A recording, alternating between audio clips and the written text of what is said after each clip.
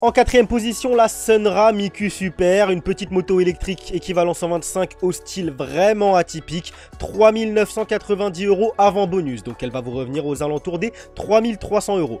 3000 watts, moteur roue arrière, pas de chaîne, pas de courroie, 80 km/h de vitesse max, oui je vous avoue que là c'est un petit peu léger pour de la voie rapide, vous pouvez toujours prendre des nationales, départementales, etc. Et sur la voie de droite sur autoroute, occasionnellement ça peut le faire.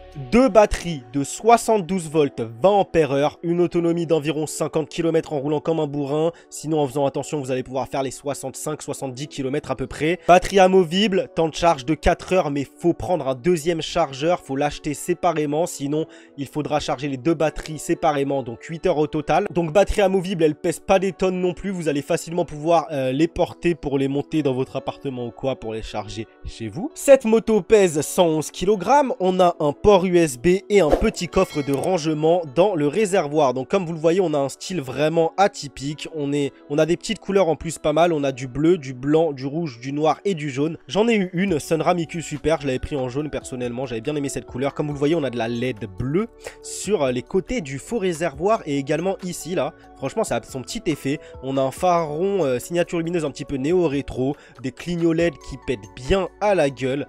Voilà comment ça se présente un petit peu. On a une belle bulle Givi ici en option à 149,99 €. On a un top case également en option ici 32 litres à 269,99 € avec son support. Si vous en avez besoin, eh bien c'est à réfléchir. On a une belle selle flottante, hein. Comme vous le voyez, vraiment c'est un design vraiment atypique. Moi tout le monde m'a arrêté dans la rue, je vais pas vous le cacher. Vraiment je ne pouvais pas passer une journée sans me faire arrêter au moins 3 fois dans la rue par des personnes qui me demandaient ce que c'était comme moto, au feu rouge, etc. Ça m'est même déjà arrivé de me faire suivre par des motards qui m'ont arrêté pour me demander ce que c'était. Voilà. Par contre, niveau confort, oubliez les suspensions, elles sont vraiment nazes. Ça vous casse le dos. Pour le passager, c'est une horreur. Hormis ça, très bonne petite moto, très fun et très fiable et vraiment plaisante à conduire. Moi, perso, je faisais frotter les cale-pieds dans les virages sans jamais me faire peur. Vraiment, je garde un très bon souvenir de cette Sunra Miku Super. Je suis passé sur de la moto thermique depuis, mais je n'exclus pas revenir à de la moto électrique vraiment très prochainement. En troisième position, la Easy Watts e-Roadster Max, 3629 €, bonus déduit. On est un petit peu plus cher que cette Sunra Miku Super précédemment citée. On est sur des caractéristiques assez similaires. On est sur une batterie de 72 volts, 40 ampères-heure, donc pareil que la Sunra Miku Super. Par contre, moteur 4000 watts, donc on a 1000 watts supplémentaires par rapport à la Sunra. Ça fait plaisir. Ça watts plus, clairement 4000 watts, on commence à être sur quelque chose qui gouache clairement vénère. Pas de chaîne, pas de courroie, pas d'entretien. Une VMAX, pareil que la Sunra, 80 km/h, c'est dommage. Temps de charge de 5-6 heures, encore une fois c'est une double place, pareil que la Sunra. Voilà, donc à retenir de cette Easy Watts, c'est qu'elle a une accélération qui décoiffe plutôt pas mal pour 3629 €. Mais attendez de voir les deux motos suivantes, clairement c'est encore mieux niveau rapport qualité-prix. On va avoir du blanc ou du rouge, bon un petit design qui passe bien plus inaperçu que la Sunra Miku Super, hein. Clairement on est sur un design, bon une petite moto encore une fois, hein, c'est très petit, hein. Ne vous y me prenez pas, c'est vraiment très petit comme moto, pareil pour la Sunra Miku Super. J'aime bien ce petit feu arrière, cette suspension rouge, c'est plutôt pas mal. Bon je préfère quand même le design de la Sunra, mais c'est cool. À noter que apparemment les batteries ne sont pas amovibles. Dites-moi en commentaire si je me trompe, mais je crois ne pas avoir vu que les batteries étaient movibles sur cette moto, ce qui est un gros point noir pour beaucoup d'entre nous. En deuxième position, la Volti Sirocco V3 Max, 3499 €. Bonus déduit, on est moins cher que la Easy Watts précédente, et pourtant on est sur 2 fois 72 volts, 30 ampères-heure. Donc on est sur un total de 40 ampères-heure. On a 20 ampères-heure supplémentaires par rapport aux deux motos précédentes. On est sur un moteur Bosch de 4000 watts. Encore une fois, elle watt pas mal cette moto, clairement. VMAX de 85 km/h, un petit peu mieux que les deux motos précédentes, sans pour autant que ce soit la folie. Donc une autonomie d'à peu près 70 km en roulant comme un bourrin. Vous allez pouvoir vous faire plaisir, vous allez pouvoir chatouiller les 120 km d'autonomie si vous roulez en faisant un petit peu plus attention à votre conduite. Un temps de charge de 6 heures par batterie, donc prenez un deuxième chargeur si vous voulez charger plus rapidement. Parce que clairement 12 heures pour la recharge complète, ça commence à faire beaucoup. Prenez un chargeur d'office là, clairement. Pas de chaîne, pas de courroie, vous êtes bien. Petit espace de rangement également. Franchement très bonne affaire cette Volti Sirocco V3 Max. On a également du noir mat. On va voir un petit peu ce que ça donne là niveau design. Ouais bah écoutez, c'est très lissé, hein. Bon, Je préférerais peut-être les deux motos précédentes, encore plus la Sunra Miku, mais bon, pourquoi pas, pourquoi pas. Les deux batteries évidemment sont amovibles comme vous pouvez le voir là, désolé pour la qualité des photos. Cette moto vous allez vous la retrouver chez Electrode. J'ai pas vu beaucoup d'autres marchands la vendre, voire pas du tout. Très sympa chez Electrode d'ailleurs, c'est là-bas que j'avais acheté ma Sunra Miku Super. Je fais pas du tout cette vidéo en partenariat ou quoi, hein. Je les ai pas recontactés depuis 2-3 ans, mais clairement très sympa, Vincent d'Electrode. Et en première position, bon clairement là c'est ma petite préférée. Après bon on reste à moins de 4000 €, hein. On reste à moins de 4000 €. Moi clairement je rajouterai un peu, on a vraiment des monstres si on dépasse un petit peu plus ce budget. Là franchement en ce moment je me tâte à me reprendre une petite moto électrique. Clairement les sensations c'est pas mal, c'est vraiment pas mal, c'est atypique, enfin ça change vraiment par rapport au thermique et tout, et par rapport au quoi l'utilisation c'est vraiment cool. Bref, la Urbette Gadiro E125, un rapport qualité-prix vraiment imbattable. Le design on aime ou on n'aime pas, regardez un petit peu ce design, on va parler de ses specs, ne vous inquiétez pas, on a beaucoup de couleurs dispo. Ouais, le design, c'est atypique, encore une fois. On est un petit peu plus sur un truc, encore une fois, un petit peu néo-rétro sans trop l'être non plus, hein. On a un phare rond à l'avant. Évidemment, on est sur un éclairage full LED avant, arrière, clignot, etc.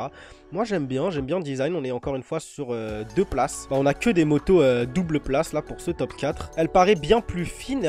On dirait qu'elle a des plus grandes roues que la Sunra ou la Easy Watt, par exemple. Elle est bien plus fine de face avant.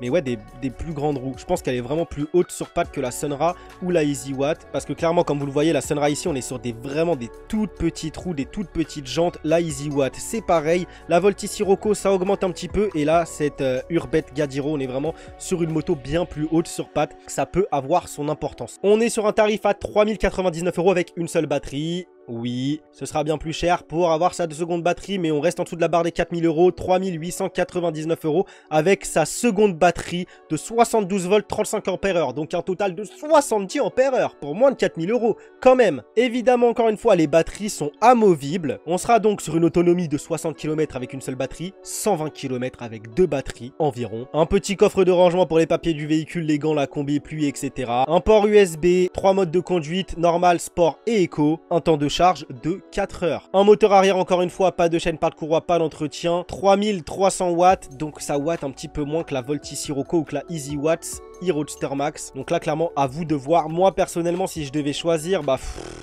en vrai je pense que je prendrais la Volti Sirocco V3 Max avec ses deux batteries 60 ampères-heure pour 3500 €. Elles sont amovibles et on a 4000 watts de puissance. Clairement, ça change comparé à 3300 watts ici. Également, là, on sera 400 € plus cher. Mais moi, je vous dirais vraiment de rajouter un petit peu. Attendre que je sorte un autre top moto électrique avec un budget un petit peu plus conséquent. Je vais vous sortir ça là dans la foulée.